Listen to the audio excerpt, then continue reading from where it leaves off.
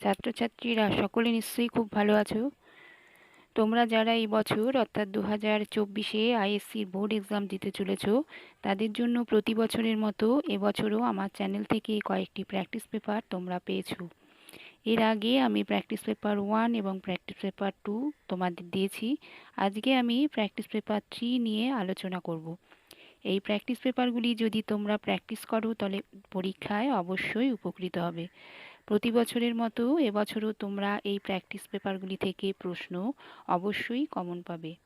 তাই এই প্র্যাকটিস পেপারগুলি তোমরা প্রথম থেকে শেষ পর্যন্ত ভালো করে দেখো, প্রশ্নগুলির উত্তর সময় ধরে নিজে লেখার অভ্যাস করো। আমি এখানে সেকশন এতে তোমাদের যে 40 মার্কসের পরীক্ষা হবে সেই বিষয়ের ওপর প্র্যাকটিস পেপার দিয়েছি। তাহলে এসো আজকে দেখি প্র্যাকটিস পেপার 3, সেকশন এ। কোশ্চেন নাম্বার 1, নিম্নলিখিত বিষয়গুলির মধ্যে থেকে যে কোনো একটি বিষয় বেছে নিয়ে আনুমানিক 400 শব্দের মধ্যে একটি রচনা লেখো।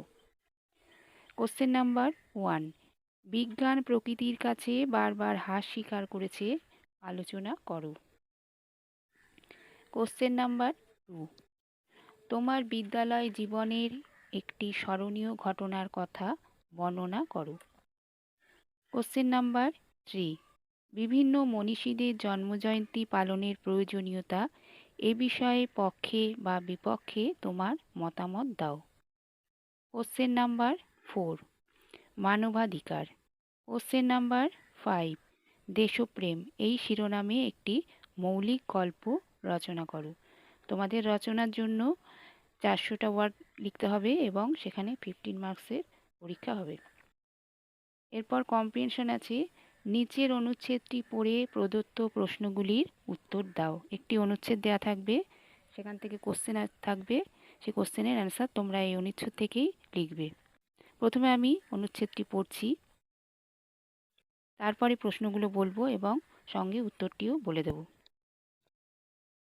বিদ্যাসাগর এই বঙ্গদেশে একক ছিলেন, এখানে যেন তাহার স্বজাতি সদর কেউ ছিল না।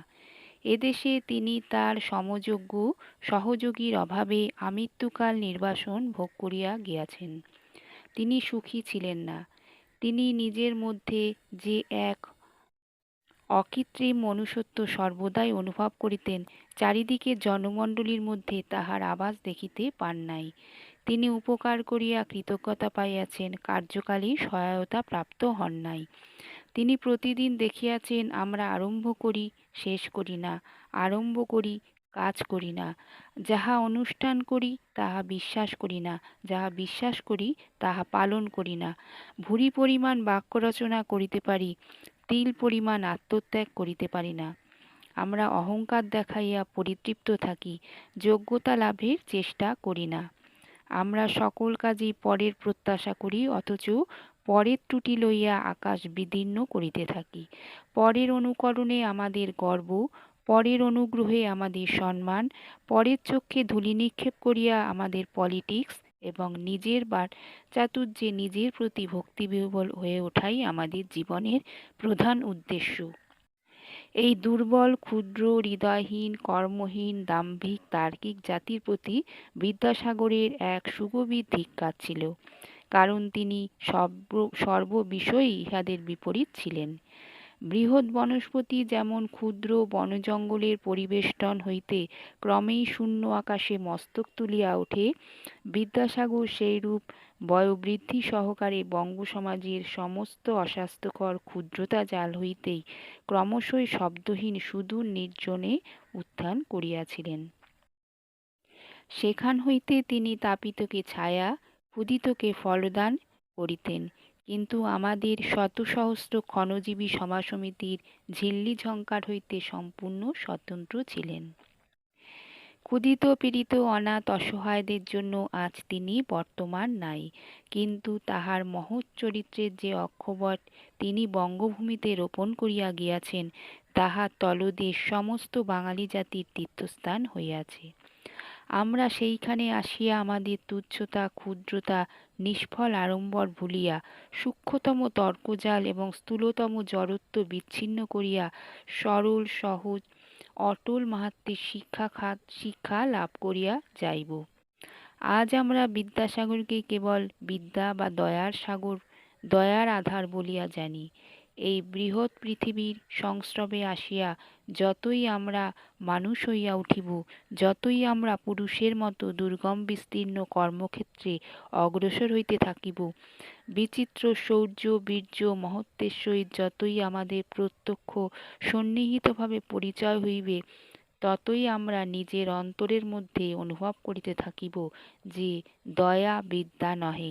ঈশ্বরচন্দ্র বিদ্যাসাগরের চরিত্রে প্রধান গৌরব তাহার অজেয় পৌরুষ, তাহার অক্ষয় মনুষ্যত্ব, এবং যতই তাহা অনুভব করিব, ততই আমাদের শিক্ষা সম্পূর্ণ ও বিধাতার উদ্দেশ্যে সফল হইবে এবং বিদ্যাসাগরের চরিত্রে বাঙালির জাতীয় জীবনে চিরদিনের জন্য প্রতিষ্ঠিত হইয়া থাকিবে।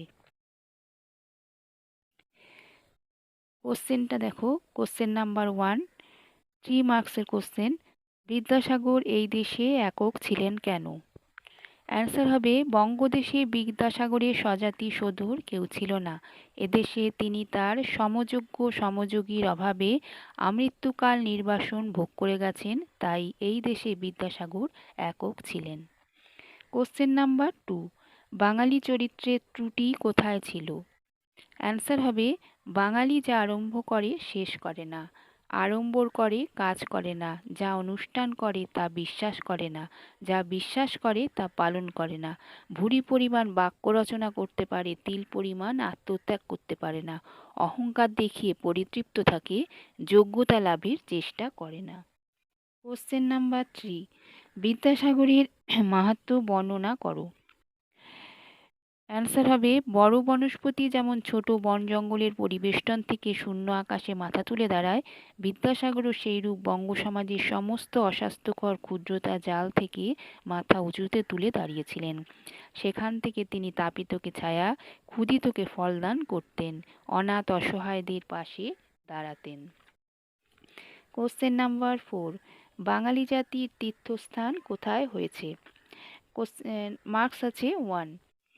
অ্যান্সার হবে, বিদ্যাসাগর তার মহৎ চরিত্রের যে অক্ষবট বঙ্গভূমিতে রোপণ করে গেছেন, তার তলদেশে সমস্ত বাঙালি জাতির তীর্থস্থান হয়েছে।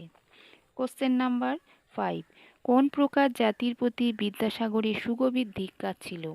অ্যান্সার হবে, দুর্বল ক্ষুদ্র হৃদয়হীন কর্মহীন দাম্ভিক তার্কিক বাঙালি জাতির প্রতি বিদ্যাসাগরের সুগভীর ধিক্কার ছিল।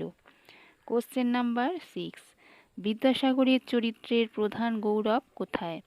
অ্যান্সার হবে, ঈশ্বরচন্দ্র বিদ্যাসাগরের চরিত্রের প্রধান গৌরব তার অজেয় পৌরুষ ও তার অক্ষয় মনুষ্যত্ব। কোশ্চেন নাম্বার 7, আজ আমরা বিদ্যাসাগরকে কি বলে জানি? অ্যান্সার হবে, আজ আমরা বিদ্যাসাগরকে কেবল বিদ্যা ও দয়ার আধার বলে জানি। কোশ্চেন নাম্বার 8, বাঙালির জাতীয় জীবনে বিদ্যাসাগরের অবদান কতখানি? অ্যান্সার হবে, বিদ্যাসাগরের চরিত্র বাঙালির জাতীয় জীবনে চিরদিনের জন্য প্রতিষ্ঠিত হয়ে থাকবে। কোশ্চেন নাম্বার 9, বন শব্দটির সমার্থক শব্দ কী হবে? অ্যান্সার হবে, অরণ্য। এখানে 15 মার্কসের কম্পিটিশন দেওয়া হয়েছে। এরপরে আছে কোশ্চেন নাম্বার 3, ব্যাকরণগত কোশ্চেন। এখানে 10টা ব্যাকরণ দেওয়া থাকবে, 10 মার্কসের ব্যাকরণগত প্রশ্নের অ্যান্সার তোমাদের করতে হবে। কোশ্চেন নাম্বার 1, যেমন গ্রহণ করিবে তেমনি বর্জন করিবে, যৌগিক বাক্যে লেখো। অ্যান্সার হবে, গ্রহণ করিবে এবং সেই মতো বর্জন করিবে। কোশ্চেন নাম্বার 2, সে দরিদ্র হলেও সৎ, জটিল বাক্যে লেখো। অ্যান্সার হবে, যদিও সে দরিদ্র তবুও সে সৎ। কোশ্চেন নাম্বার 3, শুদ্ধ বানানটি বেছে নাও। সহযোগিতা বানানে অপশন সিতে যে সহযোগিতা বানানটি আছে সেটি শুদ্ধ বানান। কোশ্চেন নাম্বার 4, অশুদ্ধ বানানটি বেছে নাও। এখানে 3টে অপশনের মধ্যে শুদ্ধ বানান আছে, একটাই অশুদ্ধ বানান আছে, অপশন সি পৃথিবী বানানটি এখানে অশুদ্ধ বানান। কোশ্চেন নাম্বার 5, তার সঙ্গে আমি পরিচয় হলাম, বাক্যটিকে শুদ্ধ করলে হবে, তার সঙ্গে আমি পরিচিত হলাম, তার সঙ্গে আমি পরিচিত হয়েছি, তার সঙ্গে আমার পরিচয় আছে, তার সঙ্গে পরিচিত হলাম।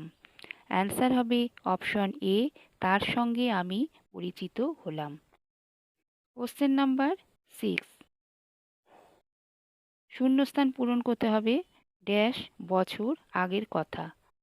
অপশন আছে রাশি রাশি, বছর বছর, হাজার হাজার, গরম গরম। অ্যান্সার হবে অপশন সি, হাজার হাজার বছর আগের কথা। কোশ্চেন নাম্বার 7, তারা গান গেয়েছে, ভাববাচ্যে পরিণত করলে হবে তাদের গান গাওয়া হয়েছে। কোশ্চেন নাম্বার 8, সে কথা আমার জানা আছে, কর্তৃবাচ্যে পরিণত করতে হবে। অ্যান্সার হবে আমি সে কথা জানি। কোশ্চেন নাম্বার 9, এক কথায় প্রকাশ করো, বীণার ধ্বনি, মর্মর, বৃংহন, ঐকতান, ঝঙ্কার। অ্যান্সার হবে অপশন ডি, ঝঙ্কার। কোশ্চেন নাম্বার 10, উপযুক্ত বাগধারা বসিয়ে শূন্যস্থান পূরণ করো। ঠাকুর বিসর্জন দিয়ে দুই পাড়ার মধ্যে ড্যাশ বেঁধে গেল, লঙ্কাকাণ্ড, লালবাতি জ্বালা, জমের দুয়ার, হরির লুট। অ্যান্সার হবে অপশন এ, লঙ্কাকাণ্ড। তাহলে তোমরা সেকশন এতে তোমাদের যে কোশ্চেন আসবে সেই বিষয়ের উপর প্র্যাকটিস পেপার 3 তোমরা পেলে। এই প্র্যাকটিস পেপারটি তোমরা অবশ্যই ভালো করে প্র্যাকটিস করবে, এর থেকে তোমরা পরীক্ষায় অবশ্যই উপকৃত হবে। ভিডিওটি থেকে উপকৃত হলে ভিডিওটি লাইক করবে, বন্ধুদের শেয়ার করবে, চ্যানেলে নতুন হয়ে থাকলে চ্যানেলটিকে অবশ্যই সাবস্ক্রাইব করবে। আজ তাহলে এই পর্যন্তই, ভালো থেকো সকলে।